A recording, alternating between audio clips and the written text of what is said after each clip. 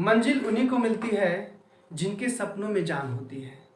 मंजिल उन्हीं को मिलती है दोस्तों जिनके सपनों में जान होती है। पंखों से कुछ नहीं होता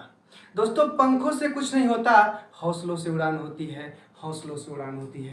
hello everyone, once again welcome back to Jai classes. तो दोस्तों आज हम स्टडी करेंगे यूपी बोर्ड क्लास 10th के पोइट्री का दूसरा चैप्टर और वो है द सम ऑफ लाइफ। दोस्तों द सम ऑफ लाइफ को कंपोज किया है H.W. लॉन्गफेलो अर्थात हेनरी वर्ड्सवर्थ लॉन्गफेलो ने इसे कंपोज किया है। और हेनरी वर्ड्सवर्थ का जन्म हुआ था 1807 में और इनका डेथ हुआ था 1882 में। बताना चाहूँगा दोस्तों, शाम का मतलब होता है भजन और लाइफ का मतलब होता है जीवन, अर्थात जीवन का भजन, the sum of life. Okay, अब जो पोएट है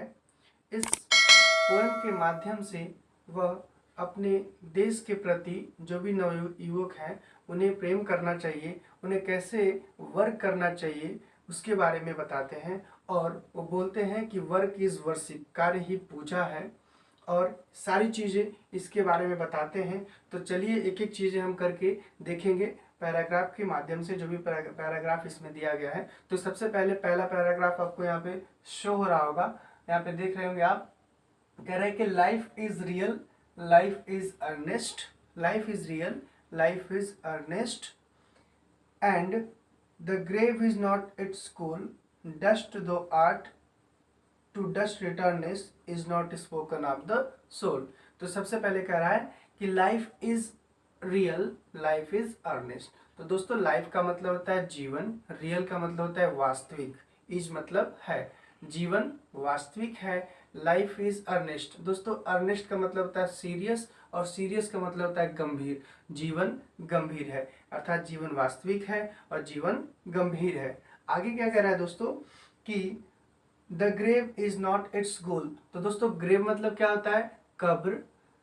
नॉट मतलब होता है नहीं, इज मतलब है, इट्स मतलब लाइफ, अर्थात जीवन की बात हो रही है, जीवन का, और गोल मतलब होता है लक्ष्य, अर्थात कब्र जो है जीवन का लक्ष्य नहीं है, अर्थात जीवन का लक्ष्य कब्र नहीं है, अर्थात जीवन वास्तविक है, जीवन गंभीर है और जीवन का लक्ष्य एकमात्र कब्र नहीं है, यानी कि मरणोपरांत जो है जीवन का लक्ष्य एक कब्र नहीं है। राइट, यानी कि हमें कुछ ऐसे काम करने चाहिए, कुछ ऐसे यूनिक काम करना चाहिए जिस काम के नाम से हम जाने जाएं। केवल यदि आप पैदा हुए हैं तो मरना ही जीवन का लक्ष्य नहीं है, मरना तो है ही लेकिन केवल कब्र जो है उसका लक्ष्य नहीं है। तो दोस्तों आगे क्या कहते हैं, dust thou art to dust returnest is not spoken of the soul. Dust, dust के माने मिट्टी, दो के माने यू यानी कि तुम, आप, आर्ट मतलब बने हो, तुम मिट्टी के बने हो, टू डस्ट रिटर्निस्ट, डस्ट मतलब मिट्टी, रिटर्निस्ट मतलब वापस मिल जाना, अर्थात आप मिट्टी के बने हो और पुनः आप मिट्टी में मिल जाओगे, यानी कि मरने के बाद आप पुनः मिट्टी में मिल जाओगे। Is not spoken of the soul, is not spoken, spoken मतलब कहा गया है, सोल माने आत्मा, अर्थात ये बातें जो है आत्मा के लिए नहीं कही गई है, अर्थात आप मिट्टी के बने हो, मरने के बाद फिर से मिट्टी में मिल जाओगे, यह बात जो है आत्मा के लिए नहीं कही गई है। क्यों नहीं कही गई है, क्योंकि आत्मा जो होता है अजर अमर होता है, आत्मा कभी मरता नहीं है। ठीक है दोस्तों, तो इस पैरा के माध्यम से ये बातें पोएट कहना चाहता है। तो दोस्तों अब हम बात करेंगे दूसरे पैराग्राफ के बारे में। तो जैसा कि आपको यहाँ पे शो हो रहा होगा स्क्रीन पे, तो आप देखेंगे, कह रहा है कि not enjoyment and not sorrow is our destined end और way, but to act that each tomorrow finds us further than today. कह रहा है कि not enjoyment and not sorrow. दोस्तों इंजॉयमेंट का माने आनंद, सुख, सॉरो के माने दुख, अर्थात ना तो सुख और ना ही दुख। कह रहा है कि इज आवर डेस्टिन, डेस्टिन मतलब होता है भाग्य में लिखा होता है, एंड मतलब एंड मतलब होता है उद्देश्य, और वे का मतलब होता है मार्ग, अर्थात ना तो सुख और ना ही दुख हमारे जीवन का अंतिम उद्देश्य या मार्ग है, ना तो सुख और ना ही दुख हमारे जीवन का अंतिम उद्देश्य या मार्ग है। But to act that is tomorrow, but to act, लेकिन एक्ट मतलब कार्य करते रहना, दैट ताकि इच टुमारो अर्थात प्रत्येक आने वाला कल, finds us further than today, finds मतलब पाना, राइट, अस मतलब हमें, फर्दर मतलब आगे, आगे की तरफ, राइट, आगे की ओर या फिर आगे की तरफ, देन टुडे यानी कि आज की अपेक्षा, अर्थात हमें कार्य करते रहना चाहिए ताकि आज की अपेक्षा आने वाला कल जो है हम अपने आप को कहीं और आगे पाए, राइट। तो इस पैरा के माध्यम से कवि ये सब बातें कहना चाहता है कि जीवन का उद्देश्य केवल आनंद नहीं है, केवल सुख नहीं है, और जीवन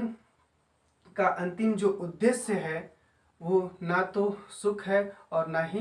दुख को प्राप्त करना है, बल्कि हमें कार्य करते रहना चाहिए ताकि प्रत्येक आने वाला कल जो है हम आज की अपेक्षा कहीं अपने आप को आगे पाए। ठीक है दोस्तों, चलिए अब देखते हैं तीसरा पैरा के बारे में। तो जैसा कि आपको स्क्रीन पे शो हो रहा होगा दोस्तों, शो हो रहा होगा, in the world's broad field of battle, in the world broad field of battle, in the bivouac of life, be not like dumb driven cattle, be a hero in the strife। कह रहा है कि इन the world, in the world, world मतलब होता है दोस्तों संसार, right, broad मतलब होता है विस्तृत, और फील्ड मतलब होता है क्षेत्र, और बैटल मतलब होता है युद्ध, अर्थात संसार के विस्तृत युद्ध के क्षेत्र में, संसार के विस्तृत युद्ध के क्षेत्र में, इन द विवॉक ऑफ लाइफ, विवॉक मतलब होता है दोस्तों अस्थाई पड़ाव, विवॉक मतलब अस्थाई पड़ाव ऑफ लाइफ मतलब जीवन के, अर्थात जीवन के अस्थाई पड़ाव में, जीवन के अस्थाई पड़ाव में, वी नॉट लाइक डम, डम के माने होता है दोस्तों गूंगा, होता है गूंगा, आप गूंगा ना बने, ड्राइवन कैटल, ड्राइवन मतलब हाके हुए, और कैटल मतलब होता है भेड़ बकरियों जैसे, अर्थात जीवन के इस अस्थाई पड़ाव में आप गूंगा और हाके हुए भेड़ बकरियों के जैसे ना बने, बल्कि be a hero in the strife, be मतलब होना, राइट, बनना, a hero, be a hero अर्थात हीरो बने, नायक बने, बी अ हीरो अर्थात हीरो बने, नायक बने, इन द स्ट्राइप, स्ट्राइप का माने दोस्तों मुसीबत, राइट, अर्थात मुसीबत में आप हीरो बने, आपको हीरो बनना चाहिए, जब भी कभी मुसीबत आती है तो आपको हीरो बनना चाहिए, न कि भेड़ बकरियों के जैसे, हाके हुए भेड़ बकरियों के जैसे बनना चाहिए। ओके दोस्तों, तो इस पैराग्राफ के माध्यम से पोएट जो है ये सब बातें कहना चाहता है। अब हम चलते हैं अपने लास्ट पैराग्राफ के बारे में। चलिए देखो, शो हो रहा होगा, कह रहा है कि let us then be up and doing with a heart for any fate, still achieving, still pursuing, learn to labor and to wait। कह रहा है कि let us, आओ चलें, आओ चलें, या फिर चलो चले, then तब, we up and doing, दोस्तों ये एक फ्रेज है, वी अप एंड डूइंग क्या है, एक फ्रेज है, तो be up and doing it means we should always busy with our work, हमें हमेशा अपने कार्य में बिजी रहना चाहिए। ओके, आगे कह रहा है कि with a heart, with a heart मतलब हृदय से, मन से, फॉर एनी फेट, फेट का मतलब होता है भाग्य, किसी भी भाग्य के लिए, अर्थात हमें अपने कार्य में हमेशा बिजी रहना चाहिए किसी भी भाग्य के लिए। आगे कह रहा है कि स्टिल अचीविंग, हमेशा अर्थात सदैव अचीव करते रहना चाहिए, प्राप्त करते रहना चाहिए, अचीव करते रहना चाहिए, स्टिल परस्यूइंग और अनुकरण करता रहना चाहिए, परस्यूइंग मतलब अनुकरण करना, अनुकरण करते रहना चाहिए, learn to labour and to wait, learn to labour, learn मतलब सीखते रहना चाहिए, टू लेबर परिश्रम करना, and to wait, wait it means wait for the result, अर्थात हमें हमेशा कार्य करना, परिश्रम करते रहना चाहिए और रिजल्ट का इंतजार करते रहना चाहिए। तो दोस्तों इस पोएम में पोएट ने बताया कि हमें किसी भी काम को करते रहना चाहिए और रिजल्ट का इंतजार करते रहना चाहिए, अर्थात हमें किसी भी काम को मन लगा के करना चाहिए और रिजल्ट का इंतजार करते रहना चाहिए। तो दोस्तों मैं आशा करता हूँ कि आज इस पोइट्री का जो दूसरा चैप्टर था द साम ऑफ लाइफ, मैं आपको अच्छे से एक्सप्लेन कर पाया, और मैं आशा करता हूँ कि आप इसे अच्छे से समझ पाएँ और आप अपने एग्ज़ाम में अच्छे से स्कोर कर पाएंगे। और आपसे रिक्वेस्ट करना चाहूँगा दोस्तों, यदि आप मेरे चैनल पे फर्स्ट व्यूवर हैं, अभी तक आपने चैनल सब्सक्राइब नहीं किया तो बेल आइकन ऑल पे कर ले चैनल सब्सक्राइब करके, और वीडियो को शेयर ज़रूर करें और लाइक करके मनोबल जरूर बढ़ाएं तथा कमेंट करके ज़रूर बताएं कि आपको वीडियो कैसा लगा, ताकि हम और जो है इसी तरह के वीडियो आपको प्रोवाइड करते रहें। तब तक के लिए बाय बाय, थैंक यू।